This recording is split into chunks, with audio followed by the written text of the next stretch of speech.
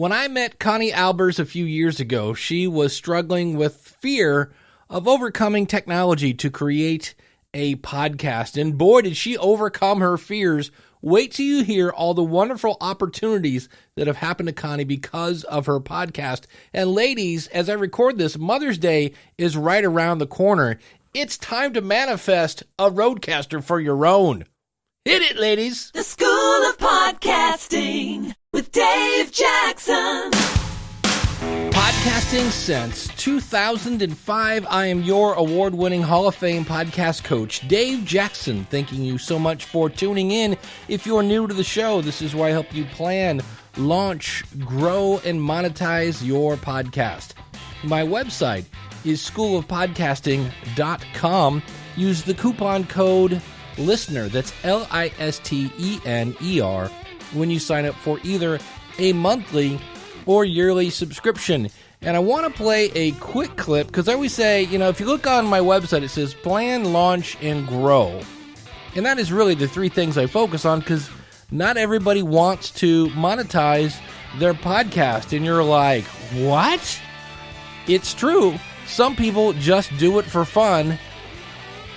I was listening to Craig Van Zlyke's. He has a show called Live Well and Flourish. You can find it at Live Well and Flourish, where he wants to help you. You guessed it, live well and flourish. He's a member of the School of Podcasting, and at the end of the show, this came on. I produce Live Well and Flourish because of my dedication to helping others live excellent lives. I don't accept sponsorships, and I don't want your money. The only thing I want is to help you and others flourish. If you've received some value from this episode, please share it with someone that might also benefit from listening. The best way to do that is to direct them to livewellandflourish.com. Until next time. Thank you, Craig. Again, check him out, livewellandflourish.com. So I wanted to point this out because so many people in the different Facebook groups and Reddits and things like that, they're like, I'm not making any money and I feel like a failure. You don't have to make money with your podcast. If you're just doing it for fun, or if you're Craig and you're just trying to help people live well and flourish, you don't have to make money. I give you the permission to do your podcast for fun and for therapy and for whatever reason you're doing it. I just see a lot of people like, my show stinks. Why? I'm not making any money. Well, there are many, many, many, many reasons to start a podcast, and it's not always about making money. The other thing I wanted to start out, because you know me, I like to jump right into the podcasting stuff. We're not talking French toast recipes here at the beginning of the show. And I was very happy when I heard Craig do the way you're supposed to tell people to subscribe to your show. And that is not, hey, find me wherever fine podcasts are provided. Because if you didn't know this, Spotify and Apple and many of the other apps have horrible search tools. You think, being big companies and all, they would have that down, but they don't. So instead, what do? You direct people to your website where they can subscribe and follow. And if you go to Live Well and Flourish, you'll see where, in this case, Craig is using Podpage, which is a tool I recommend. You can actually try it for free at trypodpage.com. You can learn it for free at learnpodpage.com. But you send people to your website to subscribe. Why? Because number one, it reinforces your brand. In Craig's case, Live Well and Flourish. And then it gives them the ability to subscribe in whatever apps you've given access to. And if you're listening to this in May, you'll hear the question of the month a little later about where you have your show listed. But a lot of people don't realize this, especially those in the U.S., and that is 70% of Europe is using an Android phone. Because I see so many times I go to somebody's website and they'll have the word podcast at the top of their page, which is great. And then you click on it and it takes you to Apple Podcasts. And I was like, boy, it must suck to be in Europe right now when you go to this person's website. So I love the fact that Craig directed people to his website and he has multiple ways to follow and subscribe to his show, because in the end, it's all about the listener, and you want to give them the easiest way possible to subscribe and follow to your show. Yeah. If you're new to the show, I like to start off with either a quick tip like we just did, or a because of my podcast story. Now, a because of my podcast story is something that wouldn't have happened to you, but it did because you have a podcast? And if you can answer that question, I would love to hear it. Go over to schoolofpodcasting.com/contact, and you can either record your answer right there or upload one if you want to record it yourself. I always love to hear those because it's just great to hear how people are having these great opportunities fall into their lap because of their podcast. And so you'll hear in this interview with Connie, Connie is a giant walking because of my podcast story, and she has phenomenal advice, especially for new podcasters. All right. Well, joining me today, 2 years ago, was it? That yeah, we met 2 years already. And I met Connie at the Spark Christian Podcast Conference. And how would you describe yourself at that first meeting? I felt like something was going to change in my life, a pivot, and I wasn't sure. I'm not a techie person. So Dave, I went to a conference that we'll talk about on a whim because I was asked to speak. And so usually as a speaker, I'm always invited to come and talk about how to get booked and paid to speak, or I come and talk about how do you deliver a presentation. So that's what I was invited to do. I didn't have a podcast when I went, and I was attending a podcast conference. And that is the voice of one Connie Albers, who is the host of Equipped to Be, which is you can find this first at conniealbers.com. Equipped to Be is a podcast for Christian women. And basically, if you're trying to develop your gifts, your strengths, your talents, Connie definitely can help you with that. I know I met you and I was coaxing you into the podcasting pool. Like, come on, it's fun. Was there any hesitation to start one? Oh, absolute intimidation and fear. And I know because I speak at a lot of conferences, Dave, I know a lot of techie people. And so I get intimidated because I can talk the talk. If I have to actually do it, I get lost. And when I thought about just the concept of doing a podcast, gosh, it struck fear in me. To be honest with you, I didn't know who to call, what to do, where to look. It's complicated to me. And for some people, they think, oh, it's just easy. And those are like the two words I always say is never say it's simple or easy, because it's only simple or easy if you know how to do it. But on the other side of it, it's terrifying and it's confusing and it makes a lot of people not even try. So you went to that conference. Was that what inspired you to start the podcast? Or like when you went home, what finally made you go, okay, I'm going to do this? Since about 2014, 15, I knew several of the owners of different podcast conferences. So I would go not having a podcast, but always feeling the stirring that that's what you need to do. So I didn't start early on like you did and some other folks did. I think I was slow to that for fear. But I went and I had applied right before I attended this conference. To be honest, to our good friend Chris over at Podfest, he wrote a book called Start Ugly. And I thought, yeah, okay, I'll start ugly. I don't know what that even looks like, but I'll never get anywhere if I don't start. So that's what drove me to going to that conference. And that's where we started to connect, because you and your typical teacher format, you just are there and you're offering tidbits and help. And you gave me a sense of, you know what, you can do this. You can press this button. You can turn on this microphone. You can get into this show. And, Dave will probably get into this, but there were a lot of little things that people didn't tell me about, that just sitting with you for a little bit at that conference in the lobby, chatting, just gave me such a boost of confidence that not only could I do it, but I could do it well. One of the things that was stopping you was fear. Fear of what?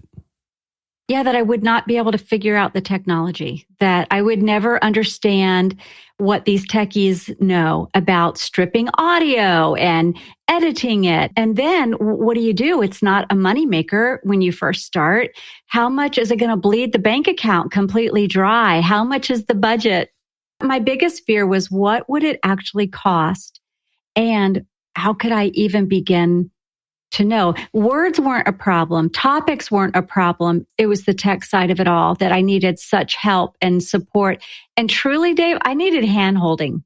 Yeah, I think we all need that occasionally, right? It's just like anytime you do anything that you've never done before. I mean, I'm lucky. I have a big brother. He's done everything I ever wanted to do first. And he holds my hand a lot, still to this day. So do you remember when you launched the podcast? Yes, we were at a conference in Houston, like first, second week of March, right before the world changed in 2020. I had already applied via a friend who was techie who said, you could do this. And I called my son and I said, hey, I need help. He's a sound engineer guy. And I said, I need this and this. And I had somebody who had already done a podcast, who is like a podcast producer, help me dot the I's and cross the T's. And they helped me find our hosting company. We helped me find like Audacity and GarageBand and all these things. And then they walked me through how to do it. So I said, okay, we're going to take the plunge. I don't know if 1 or 2 people will listen to it, but I'll call my husband, because that's what you do. Instead of running down the hall, you just call them. And I said, Make sure you listen. I got to have at least somebody listening to the podcast. And that fear was more that it would sound awful, that nobody would listen, that I would look like an idiot and I wouldn't know what to do. So those were the real fears. Now, so at this conference, it was a podcasting conference.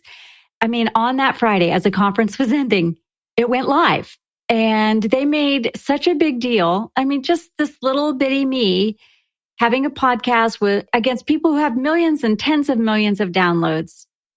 They made a big deal. And as a matter of fact, you made a big deal about it. You were celebrating with me. And I will say, Dave, when you are supported by people who give you the slightest hint that they believe you can do this, it fuels you for miles. I mean, do you ever have that happen to you? I was asked to sing at a wedding, and I can play the guitar. And if I sing in my range, I actually sound okay. And my keyboard player, because when I sing in bands, I'm hitting notes that I should not be hitting, but because, that kind of thing.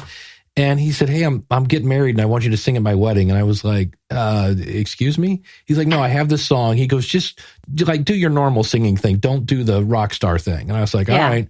And he's like, he goes, I've heard you sing. He goes, because one time he came to my church. He goes, I've heard you sing like normal. He goes, you have a great voice. He goes, just not the stuff we're doing. And I was like, okay. So just having somebody that actually was like, yeah, I like the sound of your voice. So that gave me, and the fact it was his wedding, that was the other thing. I'm like, this is your wedding. Like there's no do-overs here. Yeah, it's going to be on video. That was one that I was like, okay. And I did. I actually got up and everybody was like, I didn't know you could sing. And I'm like, well, I really don't. Well, okay. So do you remember by any chance how, like the first time you checked your stats, like, was it more than 2? Well, yes, but I didn't even know how to. Let's go back before I could even start my stats. Okay. First, you had to, again, at this conference, you were celebrating as well as the other folks that were attending. And I don't know if you remember this, Dave. I didn't know anything. I just knew the names of podcast hosting companies. I mean, and there were a lot there that were pitching, sign up with us. We're the best. And I just remember thinking, I didn't know. And so you were with a company, and tell us what company you're with. That would be Libsyn, short for Liberated Syndication. So I'm glad you said that, because I was saying it wrong the whole time we were talking. Oh, yeah. Lisbon, Libsync. I've heard them all. And so finally you gave me, I just kind of learned, you gave me a picture of it and I never forgot. And so you actually, instead of trying to sell me on your hosting company, you showed me what your hosting company can do. And you went in on your computer, instead of saying, oh, well, just log in here and click, click, click, click. You went in and you showed me a world I had not seen. I mean, I wasn't familiar with it at all. And you showed me different aspects. Now, I know you teach this in the School of Podcasting, like you walk people through the nuances of that. But you were saying, are you signed up for this player and this player? I'm like, I don't know. How many are there? And you're like, a lot. And you sat there and you were saying, okay, well, I need to help you get signed up here. I need to help you there. That was the thing that sold me on going to Libsyn, is just because you sat with me and you showed me, and that meant a lot to me. So not only did I get the confidence that I could do it, you celebrated because I was doing it ugly. You kind of helped me get 1 or 2 steps ahead that I don't know when that would have happened. So I didn't look at the first stats. I'm not even sure how many weeks we launched before I looked at any of them, because it was so important to me. You said to me, it's going to take you a couple years. I hung on that. I think you said it's going to take you a couple years to find your voice. And then somebody else said, or 100 episodes, thereabouts. So literally, we just celebrated the 100th episode and our second year. And in that course of 2 years, Dave, we missed one recording. And that was because of a death. I could not pull it together. I tried to record, but it didn't make sense. And I thought, nah, nobody's going to want to listen to that nonsense. But yeah, that was a very important key is I didn't focus on the stats as much as I focused on, is this good? Is this something people are interested in learning from? And I know stats are a part of that. But when you're first starting off, in my opinion, you can get really discouraged because you're not getting 1,000 downloads. Well, unless they're, you or somebody famous. No, no.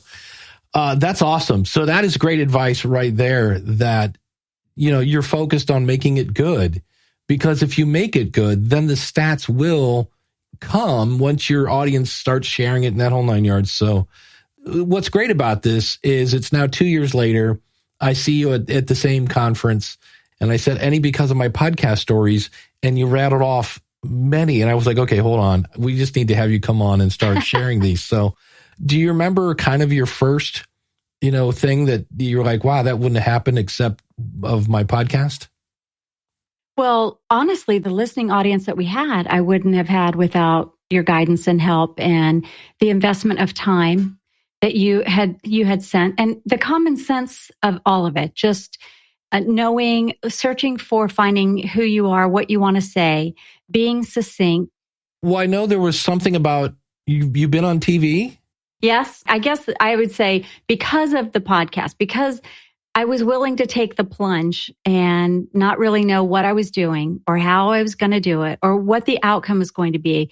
I would say the outcome has been having a podcast landed me as a contributor to media. So I am a parenting subject matter expert on a news channel that has about 1.2, 1.5 some million listeners, and I'm their go-to person. I wouldn't have had that had I not had the podcast, and it was easy for them to go hear my voice. I did some social media plugs so they could see me and hear me. How did I speak? Stuff like that. It also led its way to me being able to be a guest podcaster on well over 100 shows. Right after the world changed, I immediately turned my podcast from what I was doing to a series called Hope in Crisis, which got picked up by another national, well-respected organization. And I did a series of 5 to 7 minute clips on Hope in Crisis because as COVID was starting, people were scared and they were very afraid and they just needed some calm reassurance that we're going to get through it. It's going to be okay. But those wouldn't have happened had I not had this podcast where I had taken the time to get the equipment. I don't have top of the line equipment, but I made sure that I did invest. And that was something you had encouraged me, was to invest in certain equipment that has made the sound quality better, that has made the being able to have a guest on my program. I get call-ins. I would not have had that happen either had I not had those conversations. So, and then more recently, I've been able and asked to be a co-host. I'd already done a lot of radio work when I was promoting my book. But my book released in 2019, Dave, and it was great, an amazing launch. And 1 year later is when things changed, but I had pivoted right at that moment where I was able to transition from one medium to another. And so it also has now facilitated me being a guest on radio because I have the equipment and the knowledge to go on other shows and help them and serve their listeners. So you said you did 100 interviews. How do you go about getting on other shows? Were they asking you? I would say if you're thinking about starting a podcast or you're new to it, really take the time to go to podcasting conferences. There's some really good ones and you may want to plug them, but there's some friends of mine and they host a great conference. It's not just a sales pitch. People that are there, yes, a lot of the vendors are there to showcase their products, but they also give a lot of valuable tips and resources. But my favorite part is hanging out in the hallway, which is where, we pulled up in that, we were sitting in the lobby and having those conversations with people that are in the industry. That happens is you start to build these relationships with other podcasters. And when you build relationships and you have that connection, if there's a good fit and that niche is the right energy, the right audience, people want you on their show, because if you know what you're talking about and you deliver that information well, people want you on your show, on their show. And a lot of them do a vetting process. They do want to know a little bit more show prep. Some don't, but all of them are in the business to try to serve their audience. So I would say it's a mix of people I've met at conferences and then people that just inquire, like I have a submission form. So people will say, hey, I've got this person, a publicist for a book or a publicist for somebody who's got a new product coming out. They'll pitch me and say, hey, do you think this is a good fit for your audience? And it either is or it isn't. And we go with it or we don't, because their goal is to serve their listeners. And my goal is to serve mine. And so it has to be a beautiful blend so that both sides get some benefit out of it. Absolutely. I always say you're the goalie between you and your audience. And if somebody tries to, here, put this on your show and it doesn't fit, it's up to you to go, yeah, that's not going to work at all. Yeah. Also, I know you mentioned you had been on TV. Was there also talk of you becoming like some sort of on-air person, like go-to, like part of their staff, or was that the part of the staff you're talking about? I am their person on a specific topic. And so if something's coming up in the news, it's always around current events, what's happening. It's a morning segment. And sometimes it's every week, sometimes it's a couple times a week, sometimes it's a month. But that connection and that relationship is there. It's been 2 years now. If I feel like something is, kind of brewing in this area of education and parenting and technology, then I will write the producer and said, hey, there's a new article that's just been published, and I think your listeners would really want to hear some conversation about this. It's gotten to the point now, Dave, they will tell me, absolutely, write your talking points and send them over to the producer. And then they'll send them to the anchor, and we'll just kind of go back and forth. But it has led, doing the podcast has led to those consistent doing on air. Most of the studios still haven't been bringing people on in person. They're still kind of doing the on air. But the beauty of what has allowed me to do that, Dave, is having the right equipment. I was ready. So when the call came, I had already done the homework. I've got the equipment, I've got the lighting, I've got all the things. So when they bring me on, I look professional. I look like I'm not, down in a basement with an echoey sound. It's a professional look. So it makes them look like, wow, they've got this person who must know what they're talking about, because just look at their setup. Now, what is Connie using in her setup? She'll tell you right after this.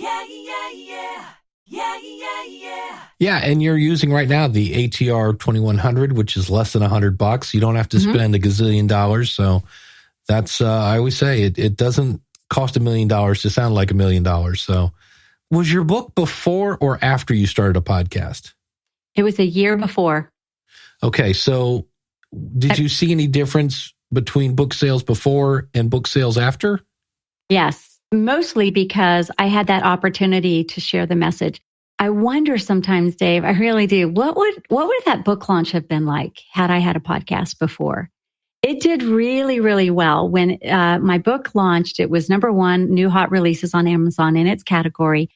But it just made me think, if I would have had the podcast, I could have done so much more, because I would have been in control. I wouldn't have been waiting for somebody or my publicist or our marketing team to book me on shows or radio or podcasts. I could have done it myself. I would have had more say and more control. So I will certainly be ready, as I'm working on a new project right now. I've already laid out my marketing strategy. It's like 52 pages, what I'll do differently. Well, and now you've got those relationships now to fall back on, so that when it comes time to promote it, you'll have, a network to lean on a little bit. Yeah. Any other fun things that have happened because of your podcast? Well, I'm actually on a weekly syndicated radio show. And again, having the equipment that initially I was told I needed to have, and I'm thinking, oh, that's so expensive. It has paid itself back in spades. I've got the right lighting. I've got a sound system that I use. I have a system that we implemented, and we've paid for a few things. But I think honestly, Dave, I probably got everything I needed. And this may be a lot to some, so don't get intimidated. You don't have to do it the way I did it. But I was truly not a techie person. But for about $800-900, I was able to, and loved. And that is what I call an internet hiccup in this case, and I'm not sure why. I was using Zoom to record this instead of Squadcast. If you use Squadcast, you don't have internet hiccups. I'm kind of kicking myself right now. More equipment, because that's kind of that geek side that when you do start getting into it, you want to look at, what would be better? But you don't have to start with the high end stuff. My stuff, it's not top of the model. I certainly wouldn't be able to do a concert or anything, but it serves its purpose for what I'm doing. And I guess I would say this, Dave, and you probably say this because you've got that like calm, reassuring voice. You start where you are, and then you grow in your role.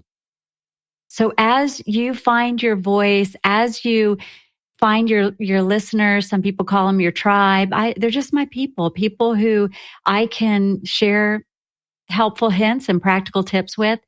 As that grows, then you're able to expand. There's a really well-known radio personality. His name is Brant Hansen. Early on, he said, when you're talking to your audience, don't waste their time. He said, just because you tell a funny joke and somebody sends you an email and says, oh, I really like that joke. That was just hilarious. It made my day. Don't think that you need to tell those kind of jokes every day, because that's not an indicator of what your audience is really wanting. They want you to tell them what you're going to get. Don't ramble. Some rambling is kind of fun, but don't ramble and go off point where your listeners can't walk away with their takeaways, and they can at least have a few important things that they want to think about. And I call them ponderables. Well, that's amazing though. How did that come about? I mean, I know it happened easier because, you've got the microphone, you've got a Rodecaster, and you said you have lighting. What kind of lighting did you buy? I have the Neweer ring light.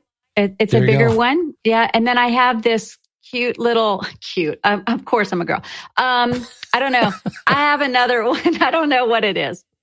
That's all right. I just tell people, hey, what do I need? And they'll tell me, and I'll tell my son, and he goes and researches it for me. So sorry, I can't help you with names, but I have a smaller ring light for when I travel, like when I go on vacation or I'm on a road trip speaking. You still have to have good lighting if you're doing an interview. So I always travel with a smaller, compact lighting system, so I can, get the hotel room ready to go. And I usually have a case for my system. Do you want to tell them what my system is? Do you promote that? The Rodecaster Pro. Yeah. Yeah, I love it. We have dueling Rodecasters going right now. I have one and you have one. So. Yeah. So it's the Rodecaster has saved my butt many times, because you can have somebody call in on it. I know this isn't a plug for Rodecaster because I'm not an affiliate. I should be, but yeah, I pretty much, you were telling me how wonderful it was and why I needed it. And I came back from that conference going to my husband, hey, my birthday's coming. I'm not kidding you. My birthday is coming up, and that conference just happened. So I came back with my list of what I want, like my birthday wishes, instead of, don't get me a mani or pedi, get me a Rodecaster, or I have a lot of kids. So I'm like, hey, if all of you pitch in this much, Mom can have this Rodecaster and she can talk to her heart's content. But the Rodecaster has been awesome because I can have phone guests. I can have people in my studio. I do have a studio here at the house. I can bring people in. I can have more than one person. And that has been a lifesaver, especially when you're doing a radio show or you're doing some kind of filming for a course. It's just really good. And I love the fact that I can record on it and it stays until I have time to upload it. Yeah. And that's a big feature for me personally.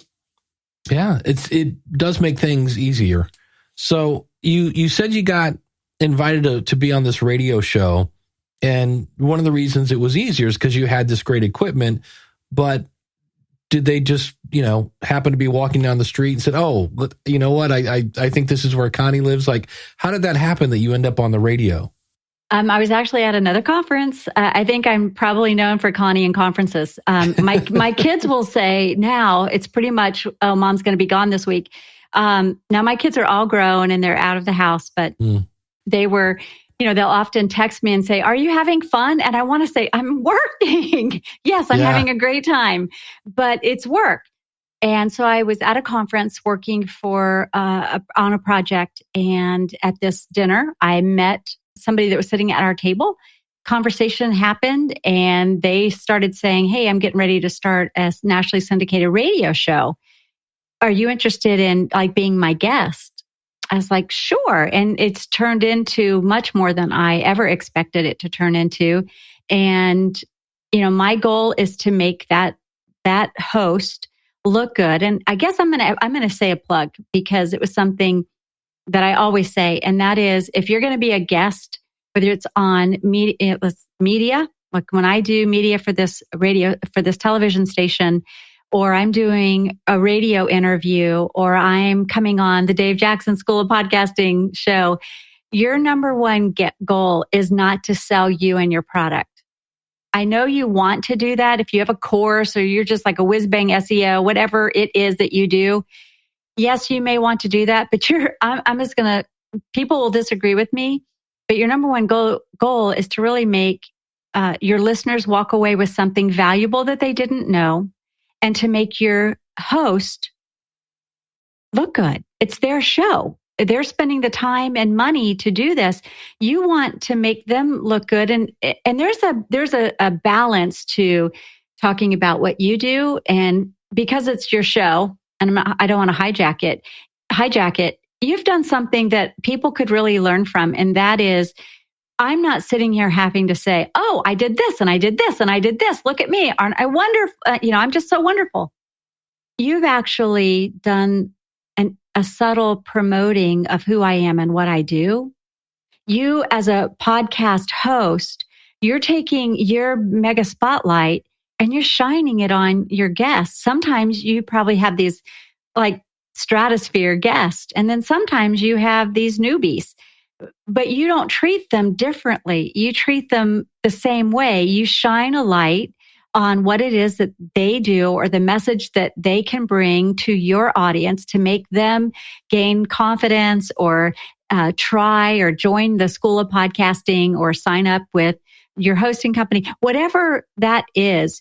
I would say for all of you that are either watching or listening to this, go back and take note, because Dave, you illustrated what an effective host looks like.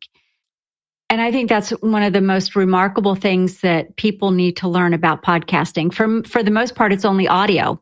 And so you're only hearing this. And it should be a conversation going both ways. It's always interesting when I interview somebody I know, because I have a few notes here that I'm writing down because you keep dropping golden nuggets.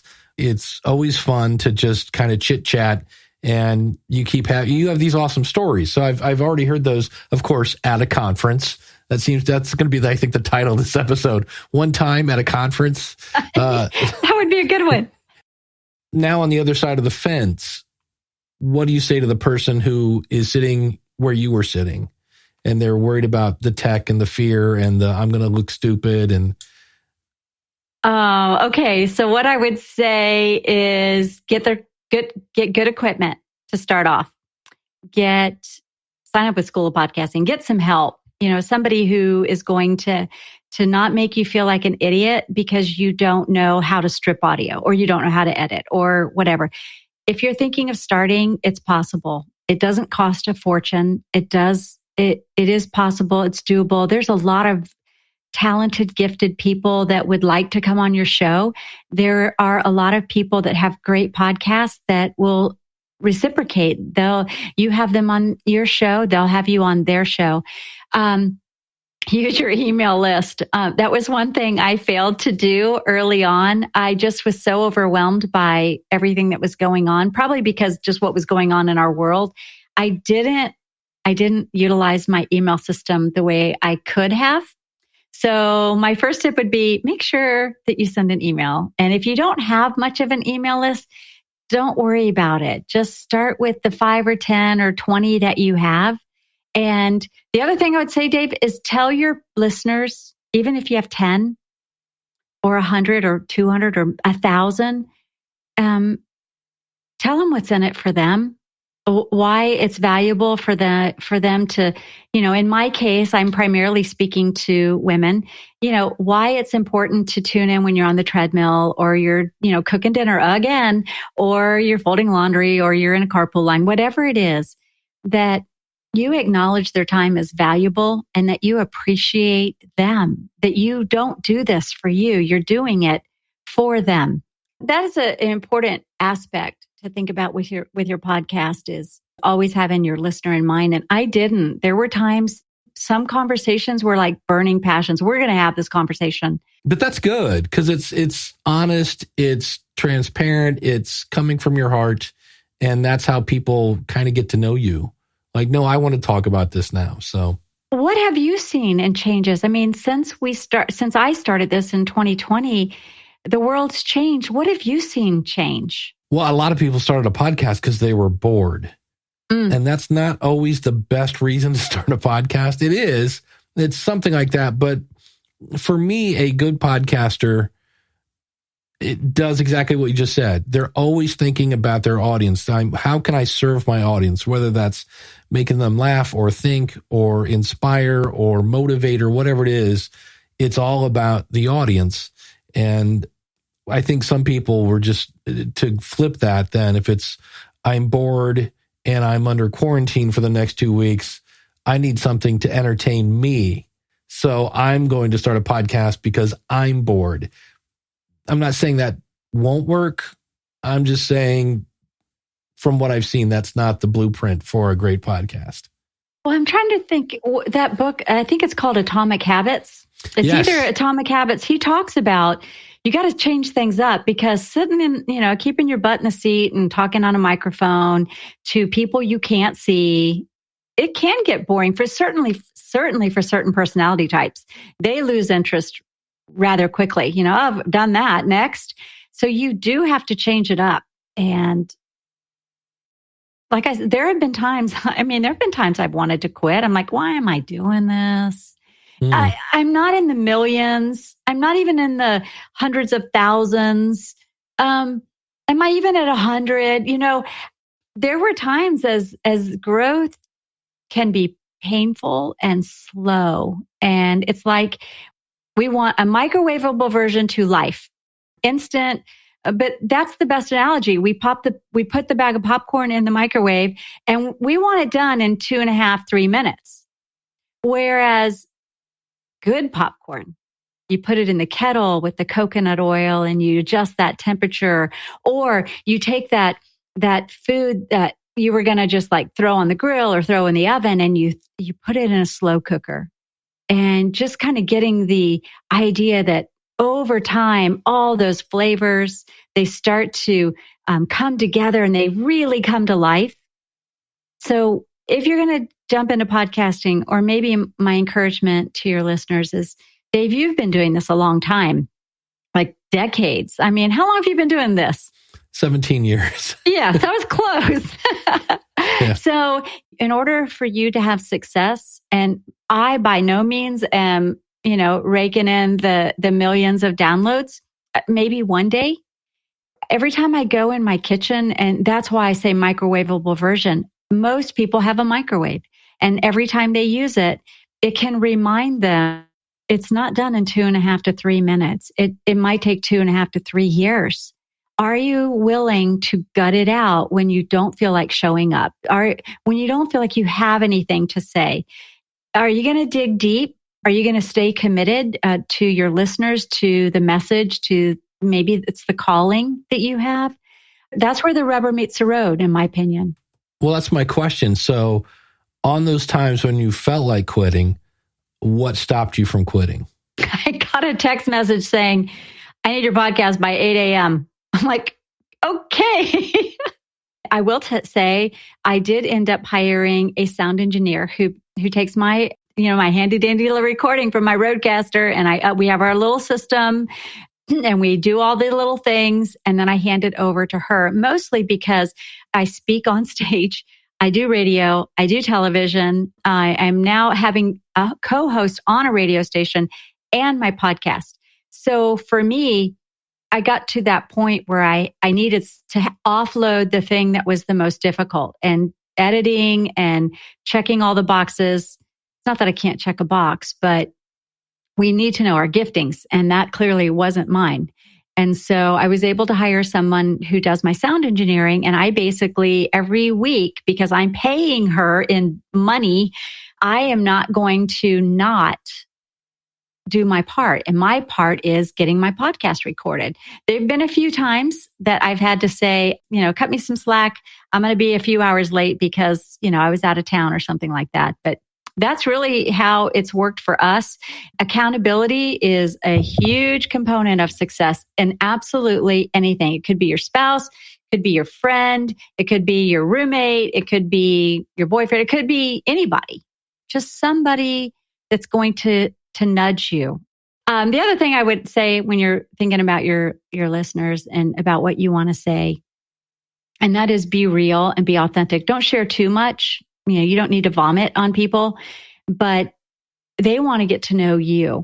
And there was something, I am clearly no Rush Limbaugh, but I study people and what they do and how they do it. So when I'm teaching, like understanding your strengths, even if it's like understanding your children, understanding your spouse, understanding people in general, you have to pay attention and you have to study them. So in order to have a good podcast, I would encourage people to study how other people do things. How do they tell? Do they start with a story? What's the flavor of what they're sharing? And do they change it up, or is it the same old blah, blah, blah? That's important. It's important to keep your listener tuning in. Well, tell us about the book that you have. The book that I have is called Parenting Beyond the Rules, Raising Teens with Confidence and Joy. It was the book that I never thought I would write. I thought I would write a corporate book or a strengths leadership type of book, but a parenting teens book, that just sort of came out of left field, but I knew it was what I needed to write. And it's specifically focused on the teens and tweens because that's when our kids are struggling the most. And little did I know that in 2019, when it was released, I had no idea how greatly impacted teens and tweens would be, and families in more particular. And so God just kind of put that before me before I even knew what it was, because that wasn't the title of the book. I really focused, Dave, on your children are a masterpiece. And I would say to your listeners and your viewers, you are a masterpiece. You have different colors, and a masterpiece is unique. It's original. It has different color schemes. It has different brush strokes. Even if you tried to replicate it, you wouldn't fully be able to replicate it because there are things you're going to see the first time that you don't see the second time. But people are a masterpiece. And so often, Dave, especially now, we're hard pressed. We're stressed out. We're full of anxiety and isolation. And when people start to realize, I am a masterpiece, when your kids start to realize, I belong here, I belong with this family, or your listeners, this is my people, this guy, School of Podcasting, they get me, or Equipped to Be, she understands what it's really like going through it, and she's authentic. She's not one person on air, and then, if you only knew her when she wasn't on camera. I mean, that's not a cool thing. No. So I hope that helps. Yeah. And then I know you're working on a new project. Can you talk about it yet, or is it too soon? I'd have to kill you. All right. Well, sorry. Next time. But I will say this for all of you that are listening. So it's getting ready. My agent has it, and we're getting ready to pitch it. I have some very specific, just like you asked me earlier, like, what would you do different? Everything we do, we have to start someplace. You don't become a chess master on your first, game of chess. Or if you're a video game player, you don't become some whiz bang, video player. It takes a lot of time and intentionality. And so I've learned a lot, just like with podcasting, what I would do differently. I would focus on my email list. I would make sure that I stay, being consistent is really important. Your audience will forgive you if you have an off show, as long as you're showing up and your stuff is at least somewhat, it's tailored to them in indirect ways, even if you fumble a little bit. I want people to understand that I'm about hope and encouragement, and I'm a bridge builder. I am a connector and a relator. I think that's why I go to so many conferences. I really like to infuse hope and help. And when you get to a certain, age and you have older children, and I've had a lot of success in the corporate world with being a spokesperson for a large company. I think it's a Fortune 50 company now, and had several businesses. It was just a perfect time. So the next book will be, I've got some great people that are encouraging me and giving me some tips and pointers. Oh, can I share another tip? How are we doing on time? It's a podcast. We can go as long as you want. So I would say be generous. Just be generous. Don't be stingy. Don't think that you're going to get every podcast listener out there. You're not. Or you're not going to get every person. In my case, like with my book, Parenting Beyond the Rules, I'm not going to get every parent that has a teenager, but I am going to get the parents that realize, man, I'm down to the wire here. I want to finish well. I want to have a relationship with my kids when they don't have to be around. I want them to call me and say, hey, you want to go to a movie? Or, hey, we're going to go to dinner. Do you want to join us? And honestly, we have a big tribe of people, but yet we still get together every Tuesday night for dinner. It's a beautiful, remarkable thing. And I am all about the power of relationships. So when I go to conferences, when I do the podcast, when I go on television, when I'm writing my books, I'm always thinking about the relationship. If, like we started this, I have to go back. So y'all need to go back. If you're just tuning in, go back to the beginning of the show, because Dave and I were talking about how we connected. Dave wasn't getting anything from it. He didn't sell me school of podcasting. It was an option and an offer, but I was drowning in a sea of everything that had happened. But he was generous and he gave real help, and not, well, you should just sign up for my school. You should sign up for this. You should do that. It was, here are some things to help you. If you are a generous person, it'll come back to you in spades. There is room for you in the podcast world. There's room for you on television and radio and podcasting. The table's not full.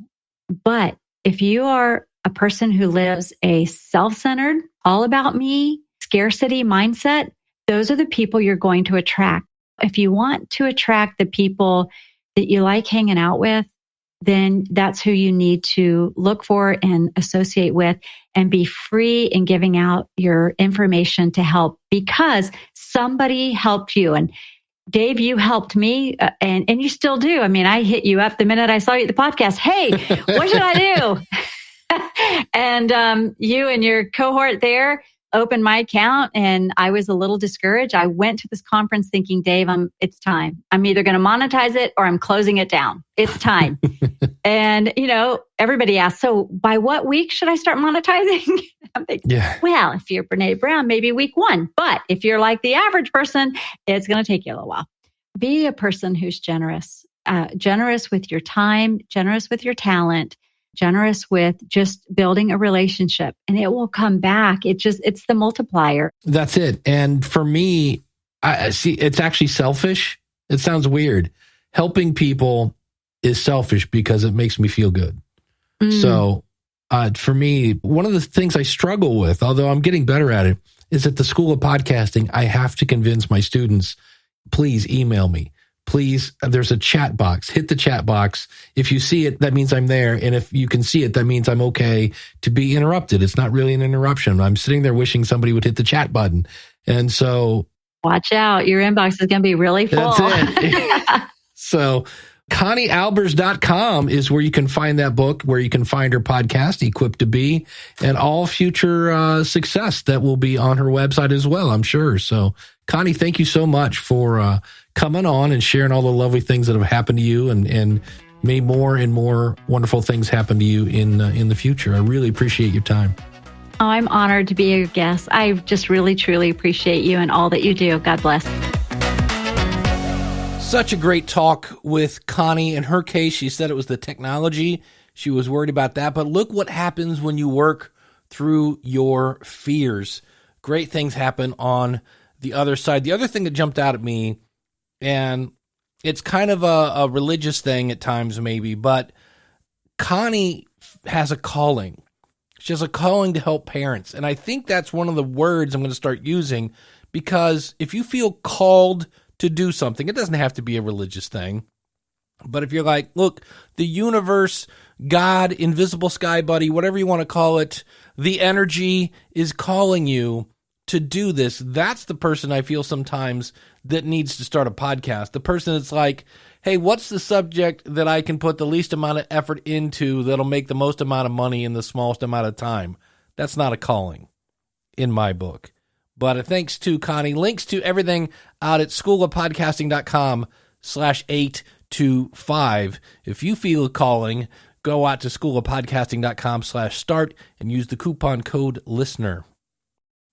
I'll make this quick. I mentioned I'm starting a new podcast. This is one of those shows I do that's kind of a test, and you can find it at podcasttrailershow.com. And here's the lesson that I always tell everybody. Go and make a couple episodes and see how much time it takes to create an episode, then pick your schedule.